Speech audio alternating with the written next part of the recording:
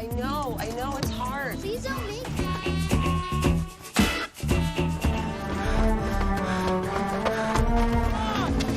Thomas, come on! You can do it! Halo teman-teman, apa kabar kalian semua hari ini? Semoga kalian baik-baik saja, selalu diberikan kesehatan, lancar rezekinya, dan dimudahkan segala urusannya. Alur cerita dari film kisah nyata kali ini bercerita tentang sebuah sekolah yang berada di kawasan paling miskin di daratan Amerika. Sekolah tersebut adalah sekolah dengan minim prestasi, baik dari segi pendidikan maupun olahraga. Kemudian datanglah seorang guru olahraga yang mampu merubah segalanya. Sekolah tersebut menjadi terkenal setelah ia menemukan potensi dari anak didiknya. Sesuai judul filmnya, sekolah tersebut bernama McFarland. Nah, berikut ini guys alur cerita selengkapnya. 1, 2, 3, McFarland!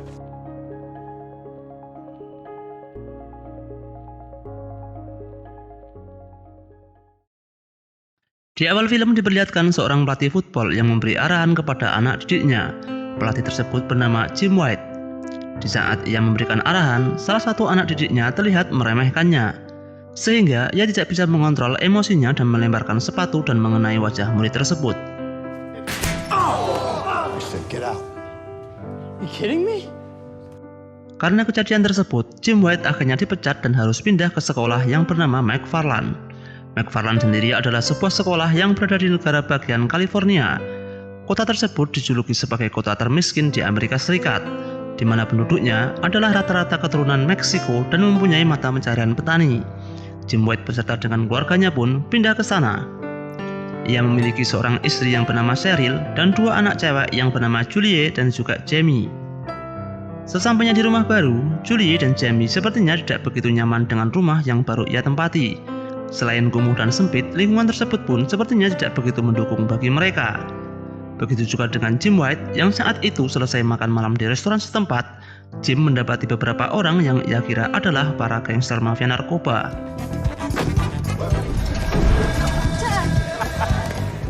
Hal itu membuat Jim tidak nyaman dan memilih pindah ke kota terdekat.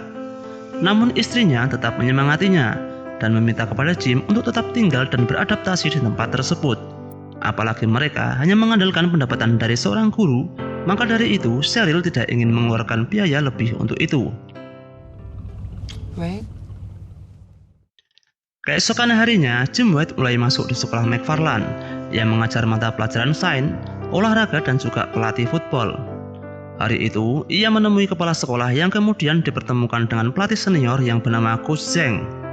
Kepala sekolah berharap mereka saling bekerja sama agar mendapatkan hasil yang lebih baik bagi tim football sekolah tersebut. Namun kenyataannya, di saat tim football McFarland bertanding, Jim White dan juga Coach Zhang saling berbeda pendapat.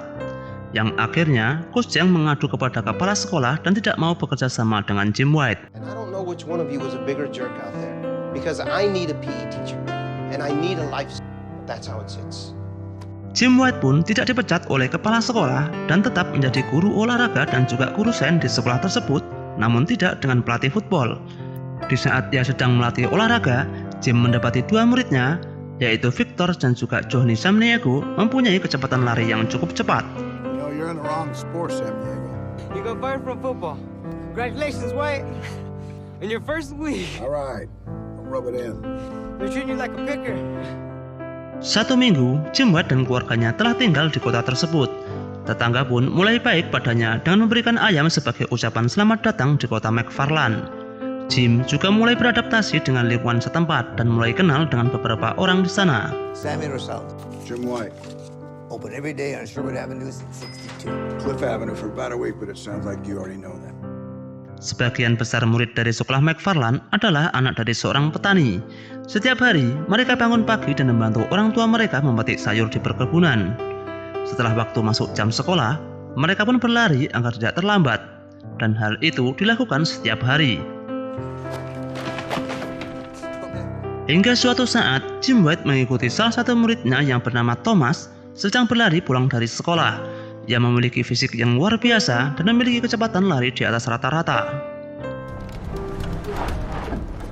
You know how fast you were going? Why are you following me? If it is, you're running almost 12 miles an hour. What are you, a cop? You just run a mile. Tentu saja hal itu tidak disia-siakan oleh Jim White.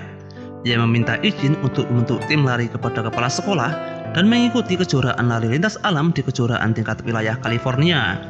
Saat itu, kepala sekolah tidak setuju karena minimnya masalah pendanaan. Ditambah lagi, Jim White tidak pernah melatih tim lari sebelumnya. Namun Jim White tidak menyerah begitu saja loh guys. Ia meneliti catatan waktu dari kejuaraan sebelumnya, kemudian ia laporkan hasilnya kepada kepala sekolah. Kalau kemungkinan besar Thomas berada di posisi 10 besar.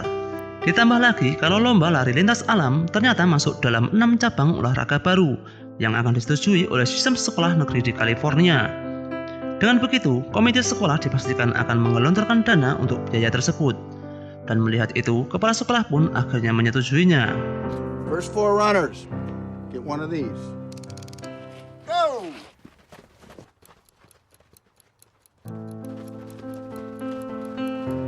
Melihat itu, Jim White pun meminta kepada Johnny untuk membentuk sebuah tim lari sebanyak 7 orang. Johnny, make sure one of those guys is Thomas Velez.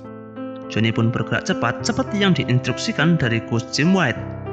You want to be on the running team? What? You want to be on the running team? I'll be on the running team. What's do that for? Just made the cross-country team. The coach just negotiated you out of the suspension. 7 siswa tersebut adalah Thomas Velez, Johnny Samniego, Jose Cardenas, Victor Puentes, dan Diaz bersaudara. Mereka adalah David Diaz, Damasio Diaz, dan Danny Diaz. Hari itu juga, mereka langsung melakukan latihan di hari pertama berkumpul. Sebagai pelatih, Jim White pun tidak mau kalah dan ikut berlari bersama mereka. Walaupun akhirnya ia menyerah karena usia memang tidak bisa dipungkiri.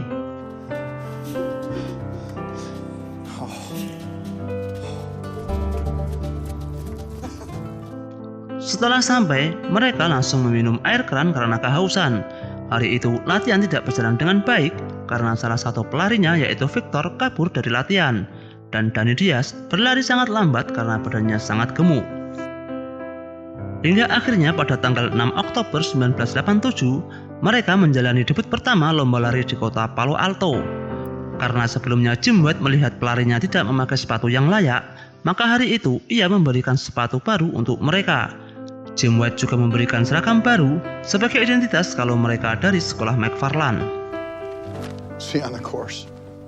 Sebelum lomba dimulai, Jim White mengumpulkan dan memberi arahan kepada pelarinya bahwa peraturan lomba akan ditentukan dengan skor terendah, di mana pelari nomor 1 akan mendapatkan nilai 1, pelari nomor 2 akan mendapatkan nilai 2, dan seterusnya. Kelima pelari akan dijumlahkan skornya, dan skor paling rendah adalah pemenangnya. Time is ready. Runners, take your mark. Perlombaan pun dimulai. Sebenarnya, Thomas selalu berada di depan di saat perlombaan berlangsung. Namun karena kurangnya pengalaman dan penguasaan medan, Thomas berhasil disusul beberapa pelari lain saat ditanjakan, yang akhirnya finish di bagian tengah. Pelari McFarland yang lain pun juga sama, mereka mampu didahului saat ditanjakan tersebut. Perlombaan hari itu, mereka pun kalah dan berada di posisi keempat dari 4 tim yang mengikuti lomba, yang artinya McFarland berada di posisi terakhir. Better luck next time, boys.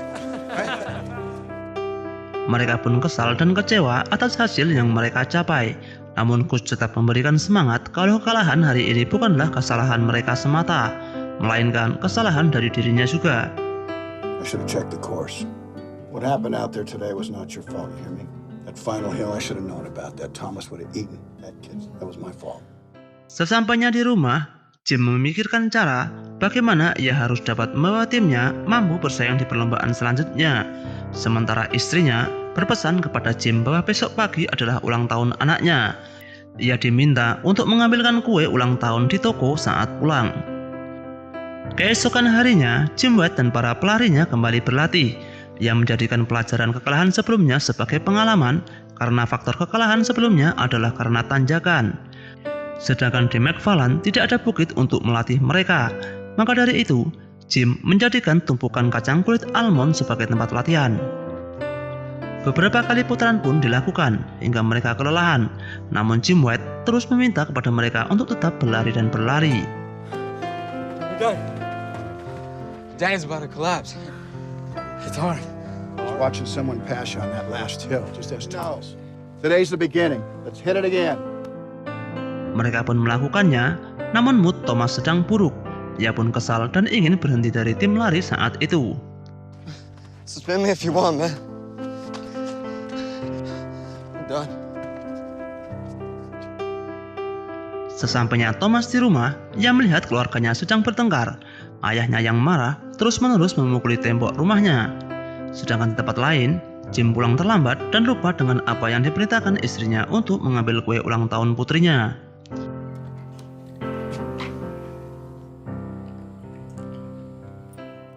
Istrinya pun kecewa, sedangkan Julie marah dan mengurung diri di dalam kamar. Julie, please let me in. Perasaan Jim saat itu nampak frustasi karena kondisi timnya yang sedang kacau, ditambah lagi putrinya marah padanya. Ia pun memutuskan keluar rumah untuk menenangkan diri. Namun di saat berkendara, ia melihat Thomas di atas jembatan. Karena khawatir dengan hal yang tidak diinginkan, ia pun memutar dan menghampirinya.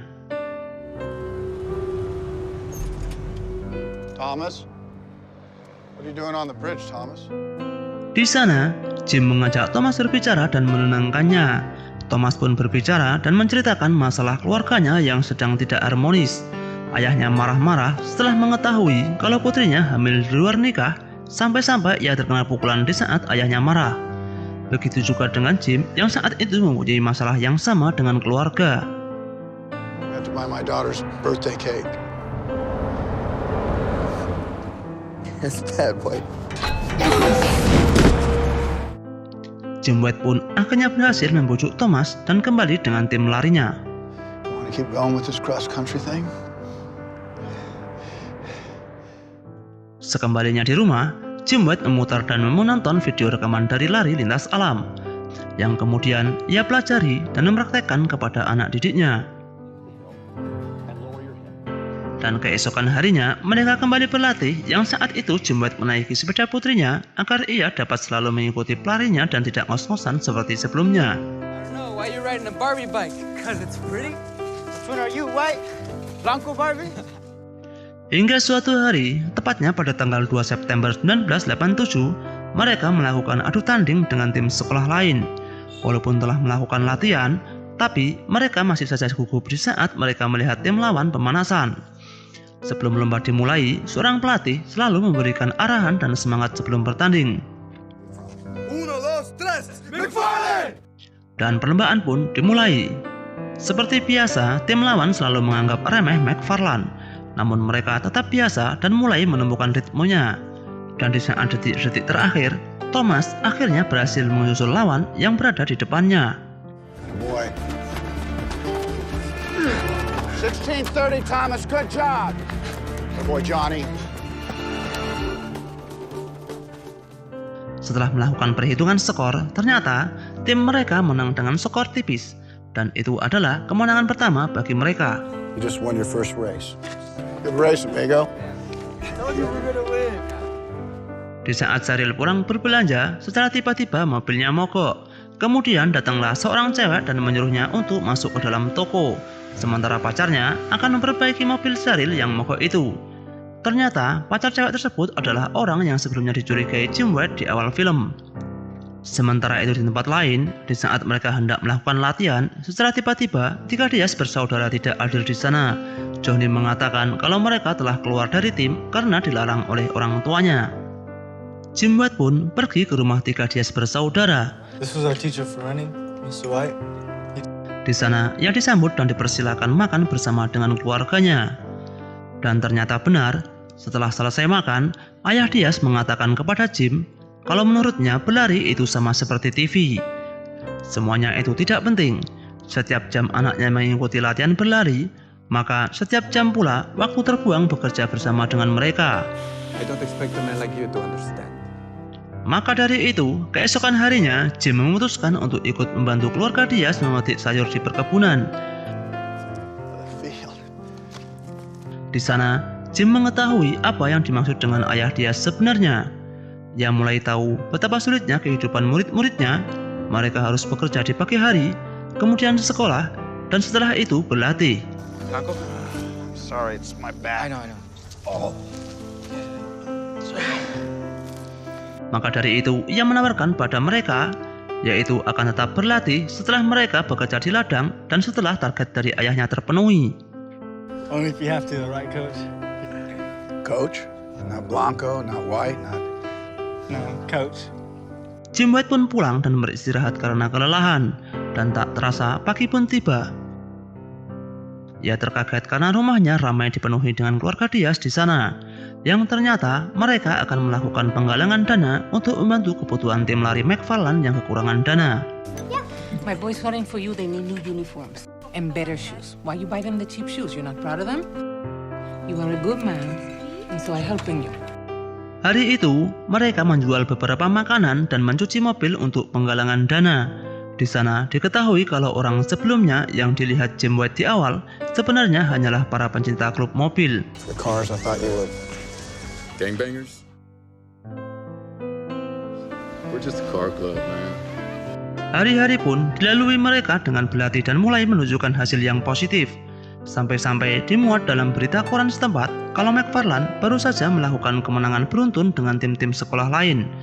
Hal itu membuat penasaran dan bertanya-tanya dari mana asal pelari-pelari McFarland itu.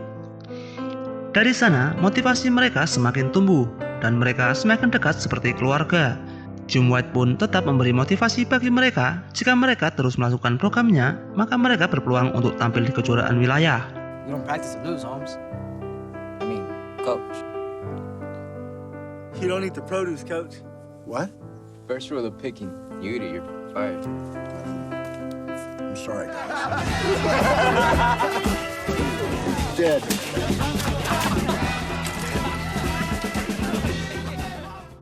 Selain berlari, Jim juga mendorong kepada anak didiknya untuk tetap belajar agar nilai akademik mereka semakin naik. Karena jika nantinya mereka lolos kualifikasi, maka mereka dengan mudah mendapatkan beasiswa untuk belajar di jenjang perkuliahan. Dan setelah menjadi seorang sarjana, mereka akan lebih mampu membantu orang tua mereka dibandingkan uang yang mereka hasilkan dari ladang seperti sekarang. Singkat cerita, mereka akan melakukan perlombaan kualifikasi sebelum masuk dalam perlombaan tingkat wilayah negara bagian. Mulai dari sini, masyarakat setempat mulai antusias dengan kinerja Jim beserta dengan timnya.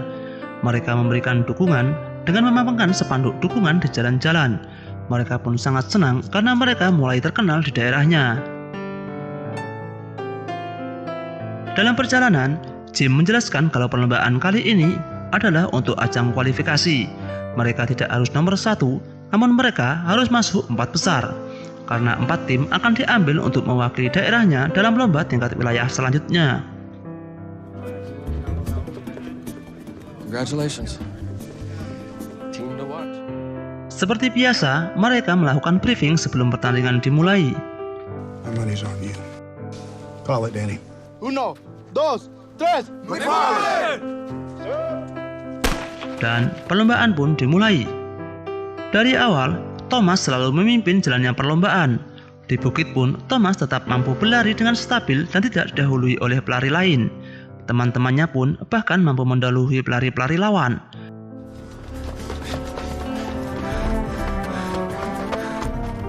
Namun di saat hendak mendekati garis finish, Thomas kehilangan keseimbangan dan terjatuh. Walaupun sempat bangun dan melanjutkan perlombaan, Thomas tidak menjadi pelari pertama yang mencapai garis finish.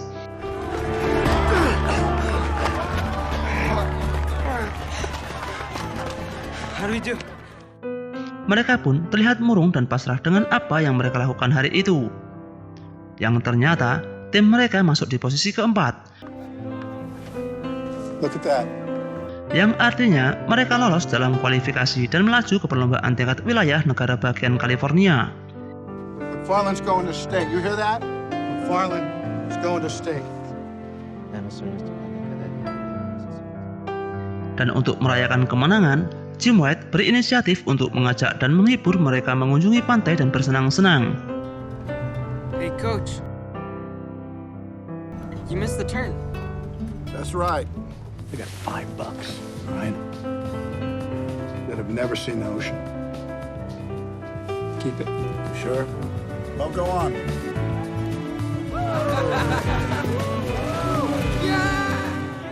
Uang hasil penggalangan dana sebelumnya pun dibelikan sebuah seragam baru oleh Ibu Diaz bersaudara. Seragam tersebut digunakan agar terlihat keren dalam lomba kejuaraan tingkat wilayah nantinya.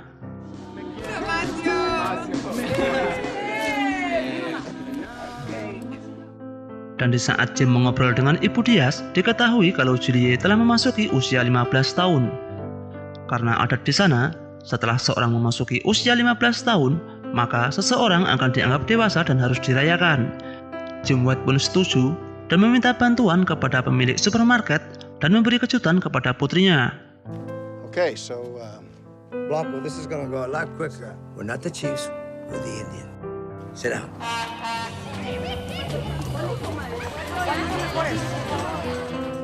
Persiapan pun telah selesai dan waktunya pesta digelar. Mereka semua tampak bahagia. Terlebih lagi adalah Julie yang sebelumnya kecewa dengan ayahnya. Jim White pun memberikan sambutan kalau ia sangat senang tinggal di McFarland. Penduduk di sini sangat ramah dan mempunyai jiwa sosial yang sangat tinggi. Kemudian acara dilanjutkan dengan anaknya yang mengikuti konvoi klub mobil. Awalnya Jim White merasa khawatir dan ragu, namun akhirnya mengizinkan anaknya untuk mengikuti konvoi tersebut. Beautiful. Thank you. You're welcome.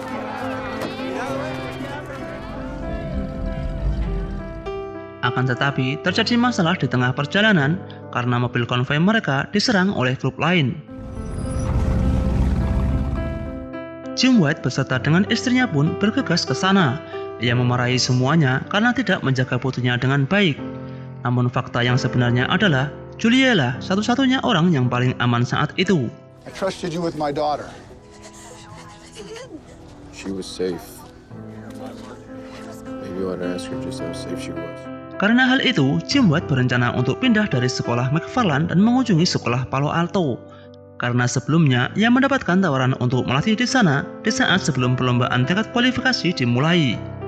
Di sana, Jim White dijanjikan dengan gaji tetap yang cukup besar, fasilitas lengkap dan menjadi kepala program. Are you even gonna say adios, Blanco? Alright, I get it. This is America, right? There ain't nothing American dream about this place. Sebenarnya, Jim sangat ingin pindah ke sana, namun istrinya berkata lain. Ia lebih memilih tinggal di McFarland karena keramahan penduduk setempat, karena kemungkinan belum tentu ia dapatkan di tempat lain. She got hurt. Your team jumped in front of her. They protected her like she was their family. You think she's gonna find that in Palo Alto? Keesokan harinya, mereka mulai berangkat di perlombaan tingkat wilayah California. Jim White beserta dengan tim mendapatkan dukungan yang sangat luar biasa. Bahkan penduduk McFarland pun ikut mendukung keberangkatan mereka. Supermarket yang setiap hari buka, hari itu tutup untuk pertama kalinya dalam 25 tahun demi mendukung tim McFarland bertanding. Mereka berbondong-bondong mengantar tim ke tempat perlombaan. Bahkan ayah Thomas yang sebelumnya tidak setuju dan beberapa keluarga pemain pun juga ikut datang menyaksikan mereka di sana. Seperti biasa, para pelatih diberi waktu 3 menit untuk memotivasi pemainnya. Di sini, Jim mengatakan kepada mereka kalau kalian adalah manusia super. Kalian bangun pagi, kerja di ladang, kemudian sekolah dan berlatih. Tidak semua orang dapat melakukan itu. Apa yang kalian tanggung hanya agar bisa mengambil kesempatan ini. Tidak ada yang mustahil bagi kalian dengan kekuatan yang kalian miliki, karena kalian memiliki hati yang terkuat yang pernah aku temui. Kids have the biggest hearts I've ever seen. 1, 2, 3.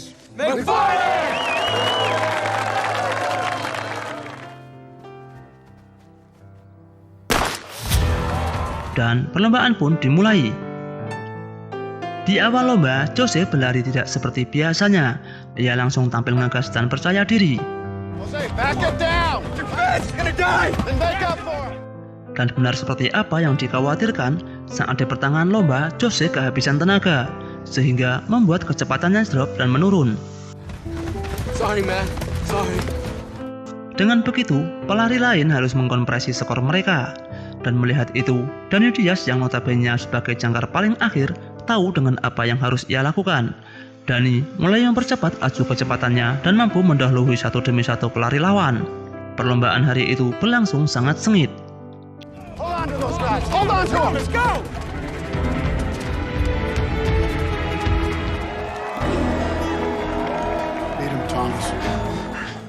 Dan Thomas pun berhasil sebagai pelari pertama yang mencapai garis finish.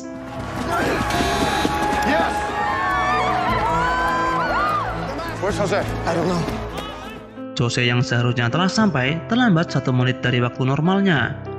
It's not gonna be enough. Jim pun mulai pesimis dengan hasil yang didapatkan timnya hari ini. Namun di luar dugaan, Dani Diaz tampil luar biasa.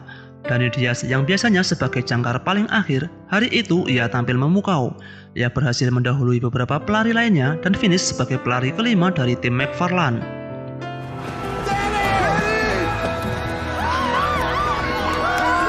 You're number 5 runner, man.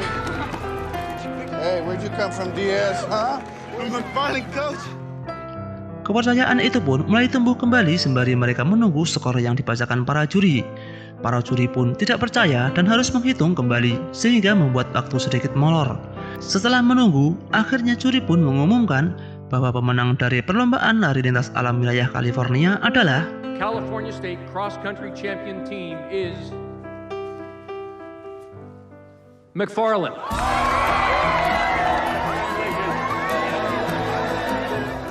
Hari itu adalah hari bersejarah, karena hari itu adalah pertama kalinya McFarlane menuai prestasi dalam sejarah Amerika.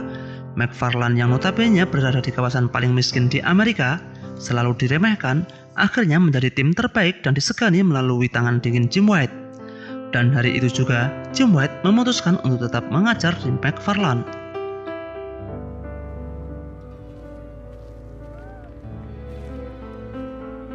McFarlane, huh?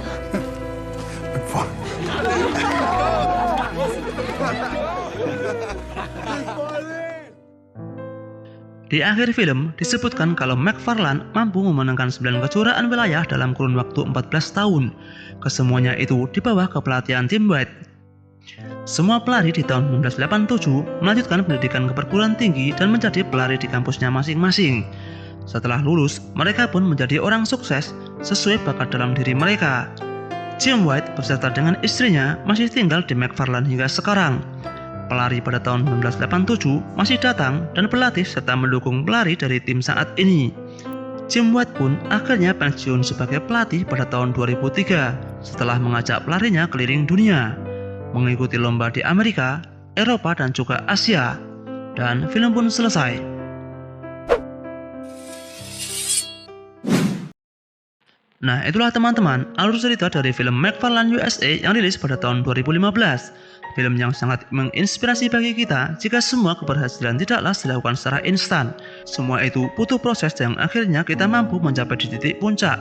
Cukup sekian hari ini, jangan lupa subscribe jika kalian menyukai video ini. Terima kasih telah menonton dan mendengarkan. Wassalamualaikum dan sampai jumpa.